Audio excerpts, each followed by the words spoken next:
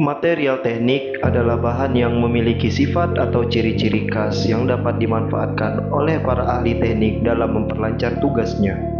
Material teknik merujuk pada berbagai bahan yang digunakan dalam rekayasa dan industri untuk membangun berbagai produk dan sistem. Bahan-bahan ini dapat mencakup logam, polimer, keramik, komposit, dan banyak jenis lainnya.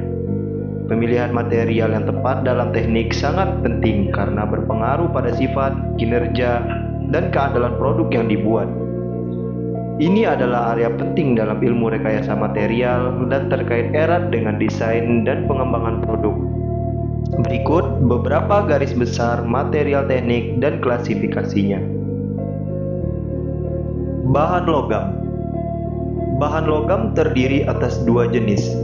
Yang pertama, ada logam besi atau ferrous, dan yang kedua ada logam non-besi atau non-ferrous. Logam besi atau ferrous adalah jenis logam yang mengandung besi sebagai komponen utama. Ini termasuk besi murni serta paduan besi dengan unsur-unsur lain seperti karbon, nikel, dan krom. Logam ferrous memiliki beberapa karakteristik termasuk daya tarik magnetik, ketahanan terhadap korosi, dan kemampuan untuk dibentuk dan ditempa dengan mudah. Beberapa contoh logam ferrous meliputi besi cor, baja, dan besi tuang. Logam-logam ini banyak digunakan dalam berbagai aplikasi, seperti konstruksi, otomotif, peralatan rumah tangga, dan banyak lagi, karena sifat-sifatnya yang kuat dan tahan lama. Berikut beberapa jenis logam besi atau ferrous dan pengaplikasiannya di bidang industri. Besi murni. Besi murni atau sering disebut juga sebagai besi batangan adalah logam dasar yang terdiri hampir seluruhnya dari unsur besi. Ini adalah bentuk paling murni dari besi yang dapat ditemukan dalam keadaan alami. Besi murni memiliki tingkat karbon yang sangat rendah, biasanya kurang dari 0,1% karbon, dan sebagian besar terdiri dari besi yang telah diolah.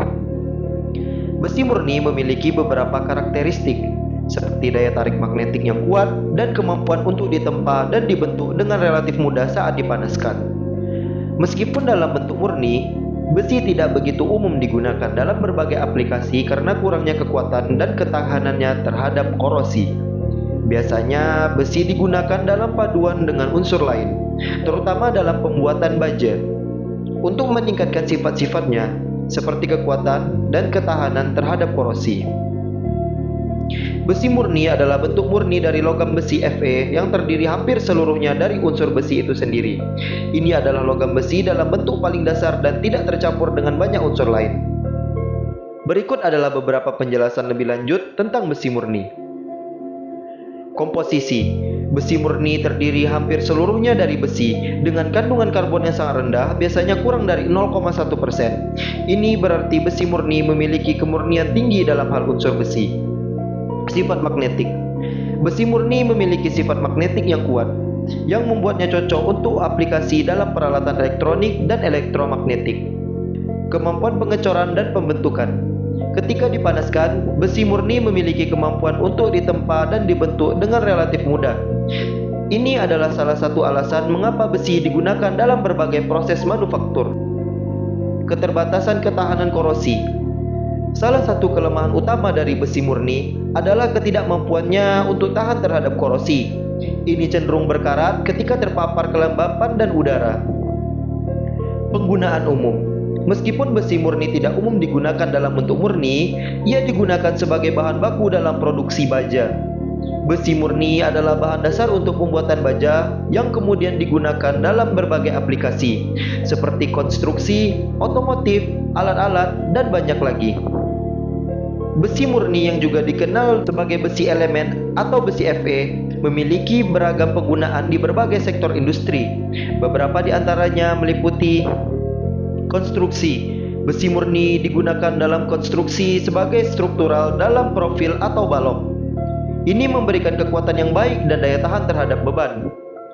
Pembuatan alat. Industri perkakas menggunakan besi murni dalam pembuatan alat dan mesin karena sifat mekanisnya yang kuat. Otomotif. Besi murni digunakan dalam pembuatan mesin dan bagian otomotif karena daya tahan korosi yang sangat baik apabila dipadukan dengan unsur-unsur lain. Elektronik. Dalam industri elektronik, besi murni digunakan dalam pembuatan komponen seperti kabel dan konektor. Industri peralatan rumah tangga. Banyak peralatan rumah tangga seperti oven, kompor, dan kulkas menggunakan besi murni dalam konstruksi mereka. Peralatan olahraga. Banyak peralatan olahraga seperti sasis sepeda, palu, dan klub golf terbuat dari besi murni karena kekuatannya. Industri makanan dan minuman. Besi murni digunakan dalam peralatan pengolahan makanan dan minuman seperti tangki penyimpanan dan pipa. Industri kimia. Dalam industri kimia, besi murni digunakan untuk wadah menyimpan zat kimia karena ketahanannya terhadap korosi. Pembangkit listrik. Besi murni digunakan dalam pembangkit listrik sebagai bahan struktural dalam pembangunan turbin dan generator. Penggunaan besi murni dalam berbagai sektor ini menunjukkan pentingnya logam ini dalam ekonomi dan industri global. Baja. Baja adalah sebuah jenis logam paduan yang terbuat dari campuran besi dan unsur-unsur lain. Baja adalah bahan yang sangat penting dalam berbagai industri karena memiliki sifat-sifat khusus yang membuatnya sangat berguna. Berikut penjelasan rinci tentang baja. Komposisi. Baja terutama terdiri dari besi dan karbon, tetapi juga mengandung unsur-unsur lain seperti mangan, silikon, krom, nikel, dan lainnya. Komposisi kimia ini dapat bervariasi dan variasi ini mempengaruhi sifat-sifat baja. Kekuatan. Baja memiliki kekuatan yang baik dan dapat diandalkan. Sifat-sifat ini membuatnya sangat sesuai untuk digunakan dalam konstruksi gedung, jembatan, kendaraan, dan mesin. Ketahanan korosi. Beberapa jenis baja memiliki ketahanan korosi yang baik, terutama jika baja mengandung unsur-unsur seperti krom dan nikel. Inilah yang membuat baja sangat berguna dalam lingkungan yang memerlukan ketahanan terhadap korosi, seperti di sekitar air atau bahan kimia. Kemampuan membentuk. Baja dapat dicetak dan dibentuk dalam berbagai bentuk. Ini dapat dicapai dengan metode seperti pengecoran, penembakan, dan pemrosesan panas dan dingin. Kemampuan ini membuat baja sangat serbaguna dan manufaktur. Kekerasan. Baja dapat diubah menjadi material yang sangat keras melalui perlakuan panas khusus, seperti pemanasan dan pendinginan cepat. Baja keras ini ideal untuk perkakas dan peralatan yang memerlukan ketahanan aus, ketangguhan, dan kekakuan. Baja dapat diatur untuk memiliki tingkat ketangguhan dan kekakuan yang berbeda, tergantung pada penggunaan akhirnya. Baja yang lebih tangguh cocok untuk aplikasi yang memerlukan keuletan, sementara baja yang lebih keras cocok untuk aplikasi yang memerlukan ketahanan aus. Baja digunakan di berbagai industri, termasuk konstruksi, otomotif, manufaktur, peralatan militer, konstruksi kapal, dan banyak lagi. Berikut beberapa di antaranya. Konstruksi. Baja digunakan secara luas dalam konstruksi bangunan, jembatan, dan struktur lainnya karena kekuatan dan daya tahan korosinya yang baik. Otomotif. Baja digunakan dalam pembuatan mobil, truk, dan kendaraan lainnya karena kekuatannya dan kemampuan menahan benturan. Manufaktur. Baja digunakan dalam berbagai mesin, peralatan, dan alat-alat yang digunakan dalam proses manufaktur. Peralatan industri. Baja digunakan dalam peralatan industri seperti mesin penggiling, pengelasan, pemotongan, dan lainnya. Industri maritim. Kapal dan struktur maritim lainnya dibangun dengan baja karena daya tahannya terhadap lingkungan laut dan korosif. Peralatan konstruksi. Alat berat seperti eskavator, bulldozer, dan derek sering terbuat dari baja karena kekuatannya. Industri minyak dan gas. Peralatan dalam industri minyak dan gas seperti pipa, tangki, dan platform offshore umumnya terbuat dari baja tahan korosi. Industri energi. Baja digunakan dalam pembangkit listrik, terutama dalam turbin dan peralatan yang harus tahan terhadap panas dan tekanan tinggi. Industri pertahanan. Baja digunakan dalam pembuatan kendaraan militer, peralatan senjata, dan perlindungan armor. Pembuatan alat tangan, perkakas, dan peralatan kerja sering terbuat dari baja karena kekuatan dan keuletannya. Industri makanan dan minuman, peralatan pengolahan makanan dan minuman seperti mesin pencuci dan pemotong sering menggunakan baja tahan korosi. Baja adalah bahan yang sangat serbaguna dan penting dalam industri karena sifat-sifatnya yang dapat disesuaikan, seperti kekuatan, ketangguhan, ketahanan korosi, membuatnya sesuai untuk berbagai aplikasi. Besi tuang, juga dikenal sebagai besi cor, adalah jenis logam yang dicetak dalam bentuk cair dan dibiarkan mendingin hingga membentuk bentuk tertentu. Ini adalah bahan yang berbeda dari baja atau besi murni karena proses pembuatan dan sifat-sifatnya. Berikut penjelasan lebih rinci tentang besi tuang. Proses produksi. Besi tuang dibuat dengan melelehkan besi-besi mentah, biasanya besi kasar, dan mencurahkannya ke dalam cetakan. Ada beberapa metode yang berbeda untuk pembuatan besi tuang, termasuk pengecoran pasir, pengecoran investasi, dan pengecoran sentrifugal. Setiap metode memiliki karakteristik dan aplikasi khusus. Komposisi. Besi tuang mengandung besi sebagai komponen utama, tetapi juga mengandung karbon dan beberapa unsur lain, seperti silikon dan mangan. Komposisi kimia ini dapat bervariasi untuk menghasilkan berbagai jenis besi tuang dengan sifat-sifat yang berbeda. Tipe besi tuang. Terdapat beberapa jenis utama besi tuang, termasuk besi tuang kelabu atau gray cast iron. Ini memiliki kandungan karbon yang tinggi, memberikan sifat kerapuhan dan tahan haus. Biasanya digunakan untuk bantalan dan bagian mesin yang memerlukan ketahanan haus yang tinggi. Besi tuang putih, white cast iron. Ini memiliki lebih banyak karbon dan kurang silikon, sehingga lebih keras dan rapuh. Digunakan di tempat-tempat dengan gesekan tinggi, seperti piring pelat.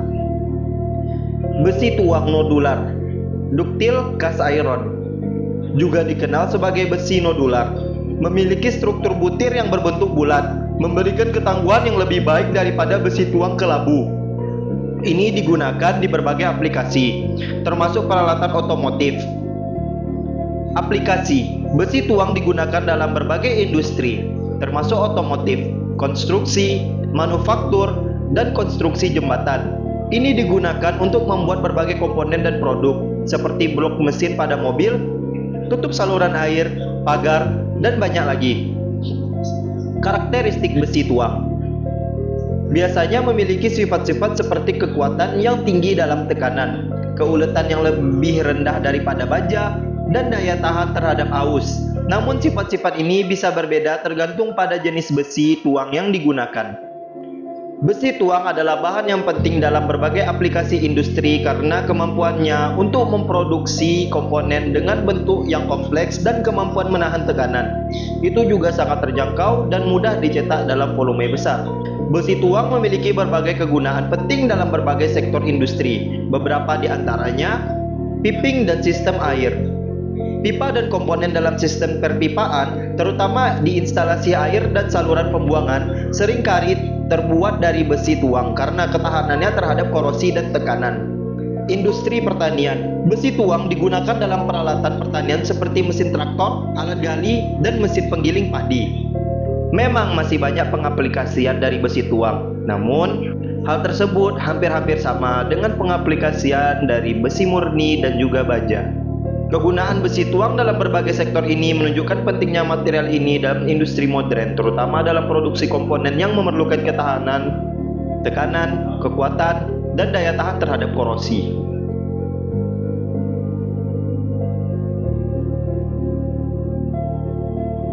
Logam non-ferrous adalah jenis logam yang tidak mengandung besi sebagai komponen utama.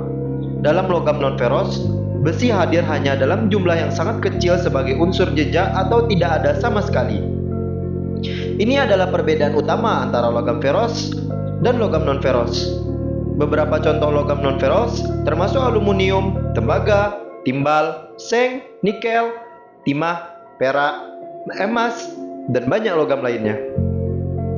Logam non-ferrous memiliki sifat-sifat yang berbeda dari logam ferrous, seperti ketahanan terhadap korosi, konduktivitas listrik yang tinggi, dan berat jenis yang lebih rendah.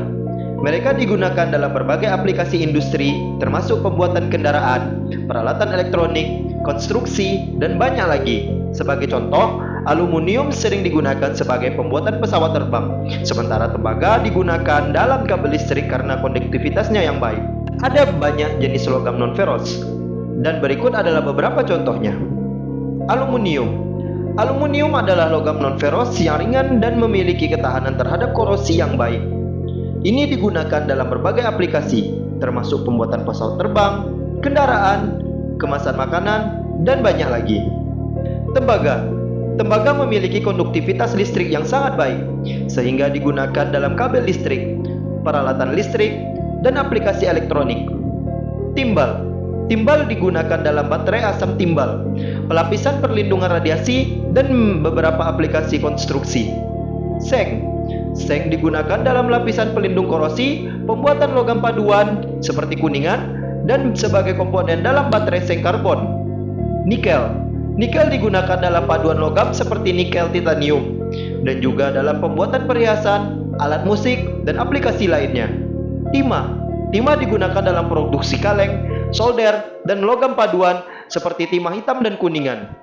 Perak. Perak dapat digunakan dalam perhiasan, peralatan elektronik, dan sejumlah aplikasi lainnya. Emas. Emas digunakan dalam perhiasan, elektronik, dan dalam investasi. Berilium.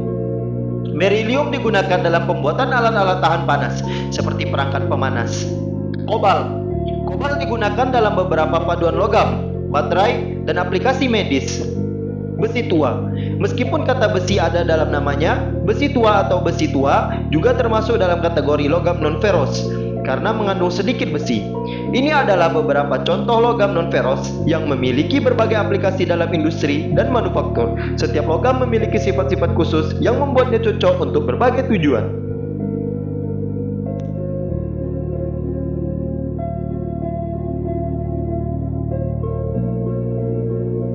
Bahan non-logam.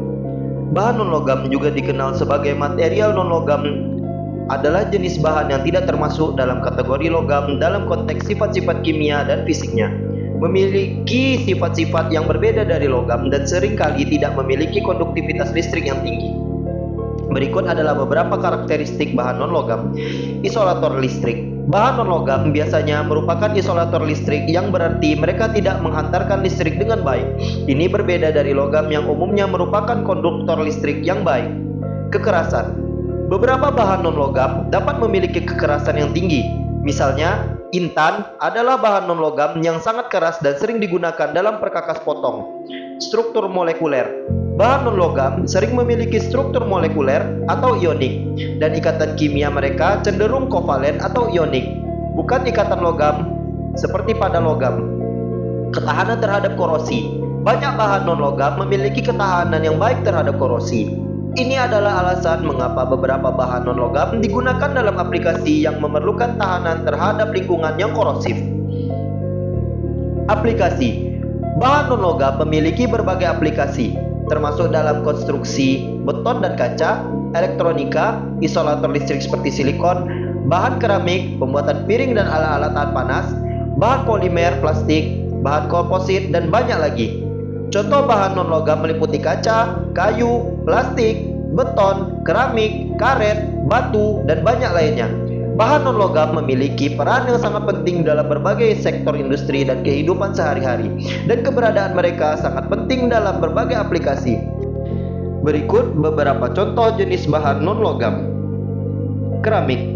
Keramik adalah jenis material non-logam yang dikenal dengan sifat-sifat khusus yang meliputi kekerasan, ketahanan terhadap korosi, ketahanan terhadap suhu tinggi, dan ketahanan listrik. Berikut penjelasan lebih rinci tentang keramik. Komposisi kimia. Keramik adalah material yang terdiri dari senyawa-senyawa kimia yang terbuat dari logam dan non-logam. Biasanya oksida, nitrida, dan karbida. Sebagian besar keramik terdiri dari oksida seperti silikon dioksida dalam bentuk kaca atau alumina dalam bentuk porselen. Sifat fisik. Keramik memiliki berbagai sifat fisik yang membuatnya berguna dalam berbagai aplikasi. Ini termasuk kekerasan yang tinggi, ketahanan terhadap korosi, ketahanan terhadap suhu tinggi, dan ketahanan terhadap listrik. Sifat-sifat ini seringkali jauh lebih baik daripada logam atau material polimer. Aplikasi. Keramik digunakan dalam berbagai aplikasi, seperti peralatan rumah tangga. Contoh aplikasi keramik di rumah tangga termasuk peralatan makan dan piring. Konstruksi. Keramik digunakan dalam ubin, dinding, dan lantai, serta batu bata tahan api dalam konstruksi. Industri elektronik. Bahan seperti silikon dioksida digunakan dalam pembuatan chip dan komponen elektronik karena ketahanan terhadap panas dan listrik yang baik. Peralatan tahan panas. Porselen, piring refraktori, dan ceret keramik digunakan dalam peralatan tahan panas seperti tungku dan isolasi panas. Industri medis. Implan gigi, prostesis tulang, dan komponen medis lainnya sering terbuat dari keramik karena biokompatibilitasnya yang baik. Peralatan kimia. Bejana kimia, pipa, dan peralatan laboratorium terbuat dari keramik karena ketahanannya terhadap korosi kimia. Karakteristik khusus. Beberapa keramik memiliki karakteristik khusus seperti konduktivitas termal yang rendah yang menjadikannya baik untuk isolasi termal, namun mereka juga rentan terhadap retakan dan patah jika terkena tekanan yang tinggi karena sifat kaku mereka. Keramik memiliki beragam sifat yang menjadikannya bahan yang sangat serbaguna dalam berbagai industri. Mereka digunakan dalam aplikasi yang memerlukan ketahanan terhadap suhu tinggi, korosi, atau tekanan listrik, dan mereka menjadi sangat penting dalam berbagai aspek kehidupan sehari-hari kita. Polimer. Polimer adalah molekul besar yang terbentuk dari rangkaian pengulangan unit molekul kecil yang disebut monomer. Proses pembentukan polimer disebut polimerisasi. Polimer memiliki berbagai struktur, sifat, dan penggunaan tergantung pada monomer yang membentuknya. Berikut penjelasan lebih lanjut tentang polimer. Monomer. Monomer adalah unit molekul kecil yang berulang dalam struktur polimer. Ketika monomer-monomer ini dihubungkan secara kimia melalui reaksi polimerisasi, mereka membentuk rantai panjang atau jaringan polimer. Pengulangan. Polimer adalah rantai molekul yang memiliki pengulangan struktur monomer yang sama. Misalnya dalam polietilena, monomer etilena berulang dalam rantai polimer. Jenis polimer. Terdapat dua jenis polimer utama, polimer alami dan polimer sintetis. Polimer alami ditemukan dalam alam, seperti selulosa dalam kayu atau protein daging. Polimer sintesis dibuat oleh manusia melalui reaksi kimia, seperti polietilena atau polipropilena. Sifat polimer. Sifat polimer sangat bervariasi, tergantung pada jenis monomer, cara polimerisasi, dan pengolahan. Polimer dapat memiliki sifat elastis, kaku, tahan terhadap panas, isolatif, atau konduktif, tergantung pada aplikasinya. Aplikasi polimer. Polimer digunakan dalam bentuk berbagai aplikasi, termasuk pembuatan plastik, serat sintetis, karet, pelapisan, dan banyak lagi. Mereka digunakan dalam berbagai industri, seperti otomotif, pakaian, elektronik, dan konstruksi. Polimer telah menjadi bahan pokok dalam dunia modern karena fleksibilitas dan beragamnya sifat dan aplikasi yang dapat mereka miliki. Mereka memainkan peran penting dalam kehidupan sehari-hari kita dan dalam industri yang beragam. Dan hanya itu yang bisa saya sampaikan. Apabila ada kata-kata yang salah, mungkin bisa diperbaiki. Lebih dan kurang saya ucapkan terima kasih telah mendengarkan video saya. Assalamualaikum warahmatullahi wabarakatuh.